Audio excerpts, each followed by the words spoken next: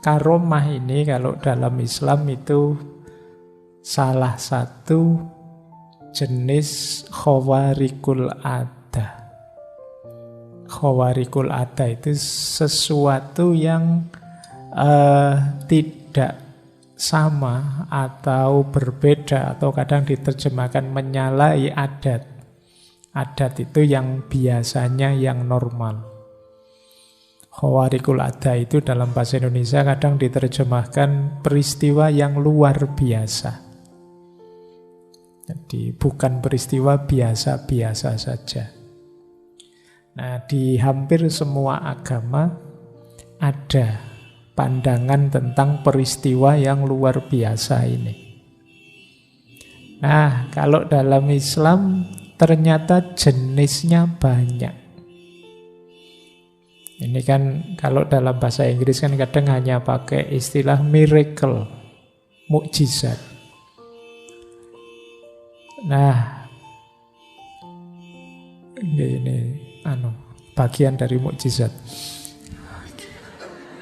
Kita awali. Ya, padahal mukjizat itu peristiwa luar biasa yang dianugerahkan oleh Allah kepada para nabi. Jadi untuk penguat dakwahnya. Meskipun kalau dalam bahasa Indonesia kata mukjizat ini rasanya umum saja. Ada orang misalnya kecelakaan sedahsyat itu kok selamat, terus beritanya ini di antara sekian orang yang tewas ada satu orang yang mendapat mukjizat sehingga dia masih hidup. Nah, itu kalau tidak hati-hati kamu, wah ini jangan-jangan habis kecelakaan jadi nabi dia. Kok dapat mukjizat? Tapi ya memang bahasa Indonesia secara umum mendefinisikan mukjizat itu pokoknya peristiwa luar biasa, begitu saja. Ya kalau definisi pasnya sebenarnya mukjizat itu hanya untuk nabi.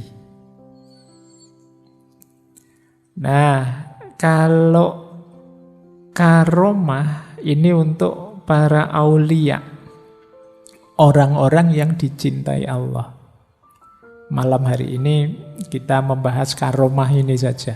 Mungkin lain waktu kita bahas mukjizat. Nah, ini kalau karomah itu untuk para wali. Masih ada lagi ma'unah. Ma'unah itu untuk kita, orang biasa-biasa. Kadang-kadang kita ngalami juga hal luar biasa kayak tadi kecelakaan begitu dahsyatnya tapi masih selamat, masih segar bugar. Itu sebenarnya pasnya ya ma'unah. Jadi peristiwa luar biasa yang diberikan oleh Allah pada orang biasa.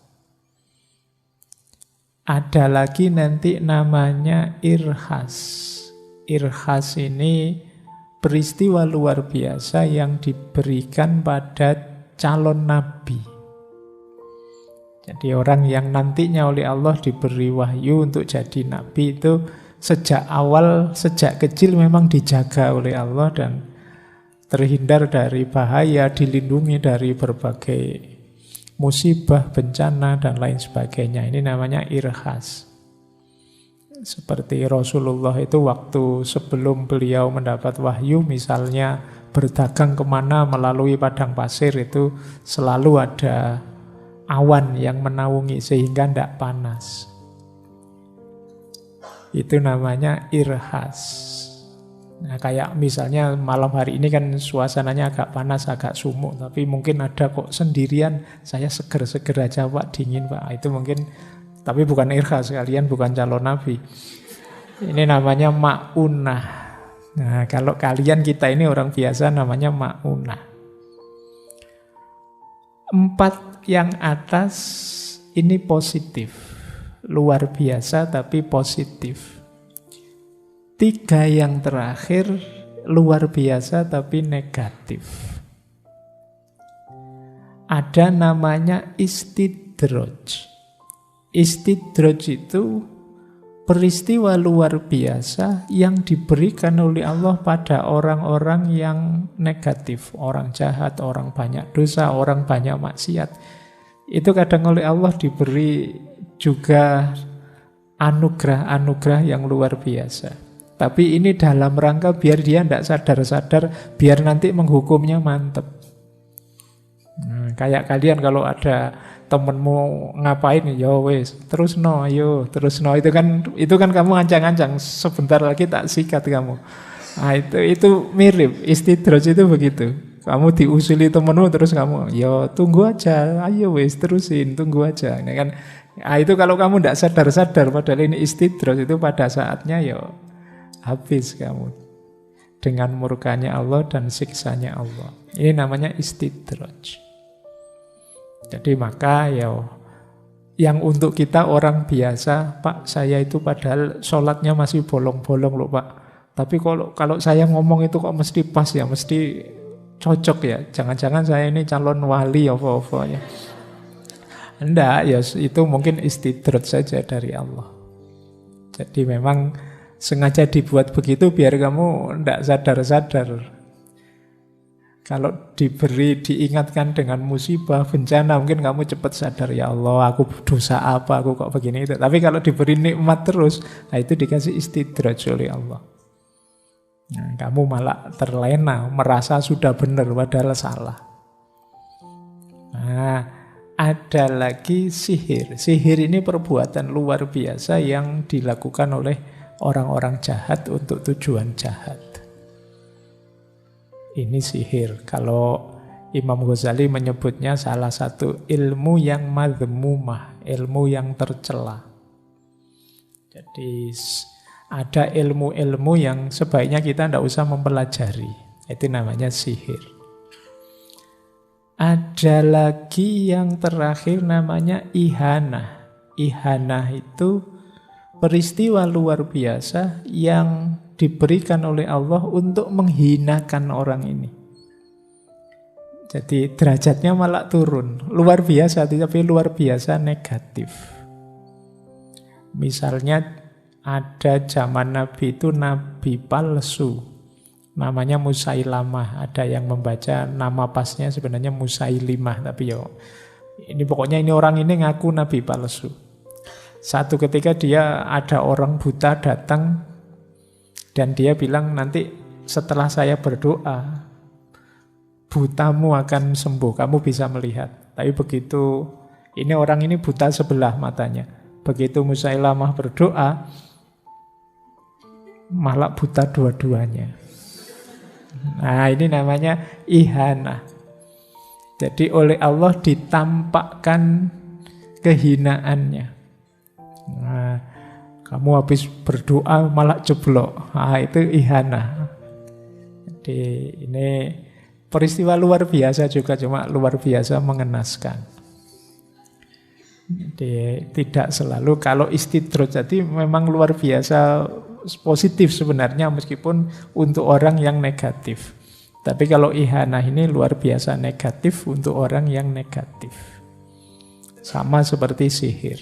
Sihir itu kontennya negatif, tujuannya negatif, dilakukan oleh orang yang negatif. Jadi 3 yang terakhir ini memang keluar biasaan yang negatif. 4 yang atas ini keluar biasaan yang positif.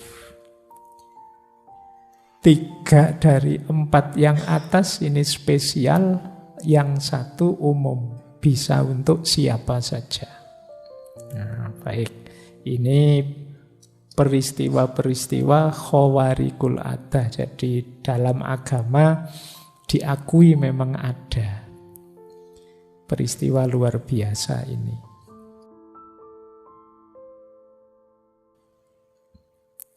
Secara bahasa karomah itu artinya kemuliaan. Jadi kalau ini teman-teman mestinya sudah ngerti ya. Berarti orang yang mendapat karomah itu hakikatnya dimuliakan oleh Allah. Kalau secara istilah biasanya istilah karomah ini dipakai juga kadang untuk muamalah. Untuk bidang muamalah itu karomah ini artinya orang yang dermawan. Orang dermawan itu kan mulia. Suka membantu orang. Nah, kalau di bidang tasawuf ya tadi peristiwa luar biasa yang diberikan Allah pada para walinya. Nanti kita bahas sebentar apa sih wali dan cirinya itu. Definisi paling masyhur dari karomah misalnya kita ambil dari Jawahirul Kalamiyah Al-Jazairi. Kata beliau, karomah adalah perkara luar biasa yang tampak pada seorang wali. Nah, ini definisi yang di mana-mana dipakai. Atau lebih panjang lagi, sesuatu yang luar biasa yang tampak dari seorang hamba yang jelas kebaikannya, yang ditetapkan karena adanya ketekunan. Nah, ketekunan ini istiqomah. Makanya tadi saya disebut oleh banyak para wali juga kuncinya karomah itu istiqomah dalam mengikuti syariat Nabi dan mempunyai iktikad yang benar. Kalau ini definisi dari Syekh Al-Bajuri, Tuhfatul Murid. Ini belakangan sering saya sebut referensinya ya biar teman-teman tahu dan paling tidak nanti kalau ada yang motong-motong biar ngerti bahwa ini quotes-nya tidak dari saya. Karena banyak sekali potongan-potongan itu yang pakai nama saya. Seolah-olah aku ini pinter banget, hebat banget. Wong ya cuma ngutip. Jadi semoga teman-teman tidak overestimate. Jadi tidak nganggep wah Faiz canggih sekali ya kalau bikin kalimat. Wah aku cuma ngutip. Itu kebetulan yang dianu pas bagus, nanti jangan-jangan yang dikutip pas jelek ya dianggapnya wah pikirannya kok kayak gini ya, bisa begitu nanti. Maka teman-teman yang motong-motong agak hati-hati ya. Lebih lengkap, lebih bagus. Atau ngertilah caranya motong biar enggak separuh-separuh. Saya khawatirnya kayak Fawailul lil musallin zaman Abu Nawas itu. Dipotong di situ saja. Wah, menurut Pak Faiz ternyata sholat itu bisa membuat orang masuk neraka. Dalilnya fawailul lil musallin. Titik terus dipotong di situ. Nah, hati-hati dengan yang motong-motong. Baik, jadi ini definisi. Ini definisinya sederhana sebenarnya. Ada banyak definisi yang lain dan panjang-panjang. Tidak saya bawa ke sini, saya khawatirnya tambah ruwet, teman-teman tambah bingung. Pokoknya intinya, perbuatan luar biasa yang berasal dari orang soleh atau walinya Allah, itu namanya karomah.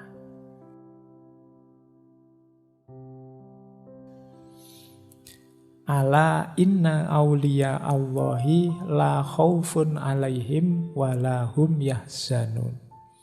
Ketahuilah wali-wali Allah, sesungguhnya wali-wali Allah itu tidak ada rasa takut pada mereka dan mereka tidak sedih. Yo, dengan ukuran ini saja insya Allah saya dan teman-teman semua bukan wali, wong kita gampang galau. Kita gampang panik, gampang sedih, gampang takut, apa saja kita khawatirkan. Ya mungkin level kita memang bukan aulia. Kalau sudah levelnya aulia karena hidup itu sandarannya sepenuhnya Allah saja, tujuan dan orientasinya Allah saja, maka batinnya mutmainnah. Sehingga la khaufun alaihim walahum yahzanun. Tidak ada takut dan tidak ada sedih. Alladzina amanu wa kanu yattaqun lahumul busyra fil hayatid dunya wa fil akhirah. Yaitu orang-orang beriman dan senantiasa bertakwa. Bagi mereka kabar gembira dalam kehidupan dunia dan akhirat. La tabdila li kalimatillah, tidak ada perubahan, tidak ada ganti bagi kalimat-kalimatnya Allah. Dzalika huwal fauzul azim. Demikianlah itu kemenangan yang agung. Jadi orang yang sampai level ini itu ya mencapai kemenangan agung. Jalannya iman dan takwa, cirinya tidak takut dan tidak sedih. Dan pasti begitu. Kenapa? La tabdila li kalimatillah. Tidak mungkin berubah, itu sudah janjinya Allah. Baik, paling tidak ini dalilnya kenapa aulia itu kadang-kadang memang oleh Allah dianugerahi peristiwa luar biasa.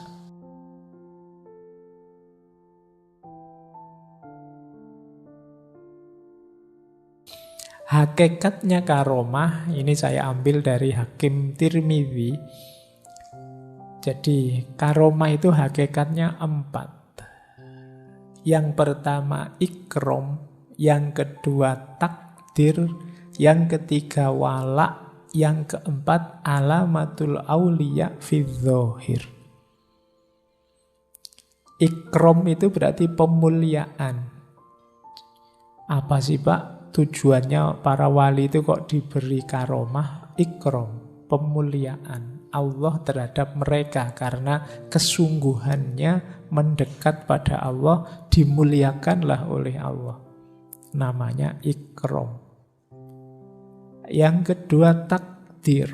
Takdir itu memang harafiahnya takdir, tapi maksudnya qadar. Qadar itu ukuran, standar, nilai. Takdir berarti menegaskan nilainya si wali ini. Dengan ada karomah-karomahnya itu kan orang tambah mantap, beliau ini memang wali. Itu namanya takdir. Ada peristiwa yang luar biasa yang tidak masuk akal, kok bisa dilakukan? Oh, ini berarti memang bukan orang sembarangan. Harus kita hargai dia. Itu takdir. Yang ketiga wala. Wala itu penegasan kewalian. Kedekatan seseorang, kecintaan seseorang, ketaatan seseorang kepada Allah. Nah, ini namanya wala. Dan yang terakhir, alamatul auliya fi dzahir. Jadi penanda, penciri para wali di level fenomena, di level realitas. Jadi hakikatnya karomah apa? Ikrom, takdir, wala, dan alamatul auliya fi dzahir. Dia simbol pemuliaan Allah padanya. Adanya karomah itu menegaskan nilai ketinggian makomnya, takdir, dan menunjukkan kepatuhannya, loyalitasnya, kedekatannya dengan Allah, wala, dan bagi orang lain itu adalah tanda kewaliannya. Nah, ini untuk wali ya, berarti harus diawali dengan wala tadi, upaya sungguh-sungguh mendekat ke Allah. Jadi berarti apa? Tidak ada wali tiban. Kan ada, kalau dukun tiban ada, tiba-tiba bisa menyembuhkan sakti ada. Tapi wali tiban tidak ada. Karena harus ada pendahuluannya, kepatuhan kepada Allah. Mendadak wali tidak ada, mendadak tidak ada. Ada awalan amal solehnya.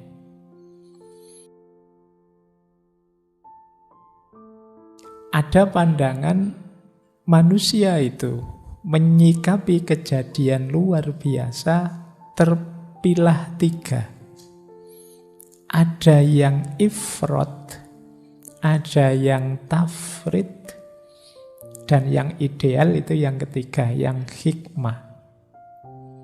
Saya tidak tahu teman-teman ada di posisi mana, karena belakangan banyak yang tidak percaya dengan yang luar biasa, yang gaib-gaib sama sekali. Ada juga yang apa-apa ditafsirkan ke sana. Jadi ada ifrot. Ifrot itu berlebihan. Jadi pokoknya orang bisa melakukan perbuatan luar biasa itu berarti walinya Allah. Kadang agak ngarang-ngarang gimana gitu. Nah, ini namanya ifrot, berlebihan. Jadi karena karomah yang dianugerahkan Allah itu ya sifatnya temporer. Suka-suka Allah, prerogatifnya Allah.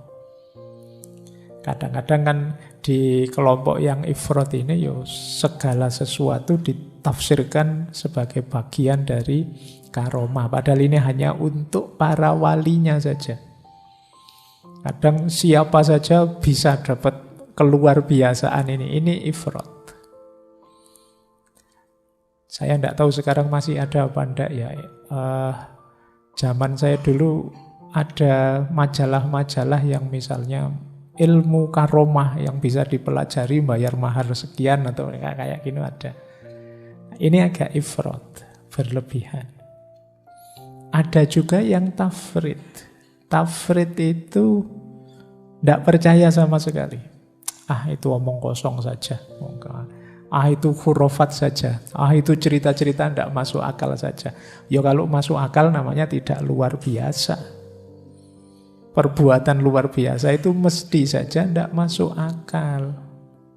Kalau masuk akal ya biasa saja, namanya bukan karomah. Jadi banyak juga yang tafrid hari ini. Misalnya ada kelompok-kelompok misalnya yang madhabnya saintisme misalnya. Apa-apa itu ya melihatnya sisi sainnya saja misalnya. Di luar itu dianggap tidak bermakna, meaningless. Nah, ini kelompok tafrid. Karena kalau dalam agama itu kan realitas itu tidak hanya realitas empiris konkret, tapi juga ada realitas metafisik. Tidak hanya alam syahadah, tapi ada juga alam ghaib. Itu kalau dalam agama. Maka pandangan-pandangan tafrid kurang memadai. Ifrat juga tidak memadai.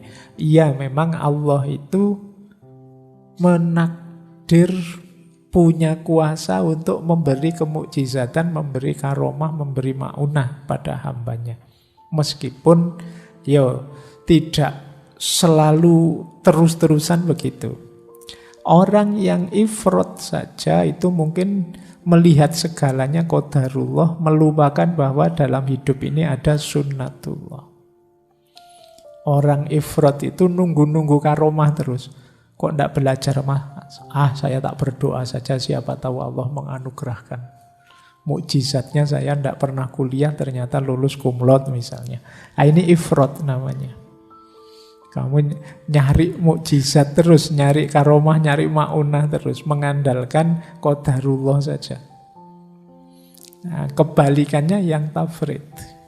Yang tafrid ya tidak percaya itu semua, pokoknya mengandalkan amalnya saja.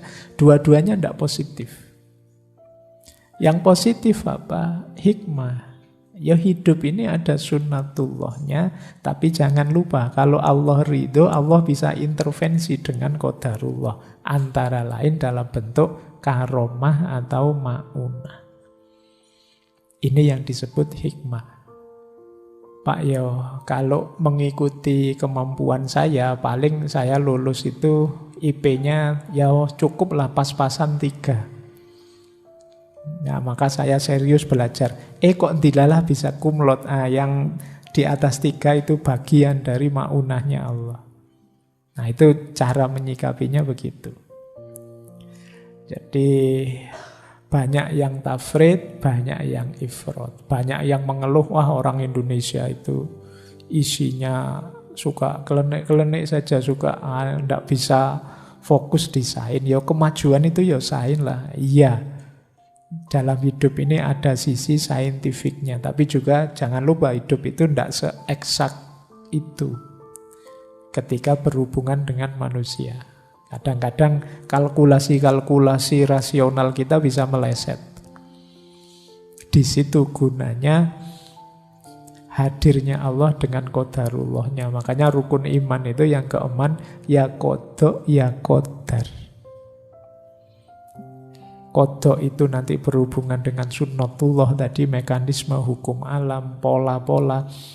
Kalau yang qadar ini berhubungan dengan intervensinya Allah, prerogatifnya Allah untuk menakdir apa, memutuskan apa untuk kita. Baik, ini untuk bahan renungan teman-teman, selama ini saya ada di mana. Atau jangan-jangan saya tidak pernah mikir gitu-gitu kok Pak. Pokoknya pikiran saya di luar itu. Padahal itu bagian dari keimanan sebenarnya. Yang kodok kodar tadi ya.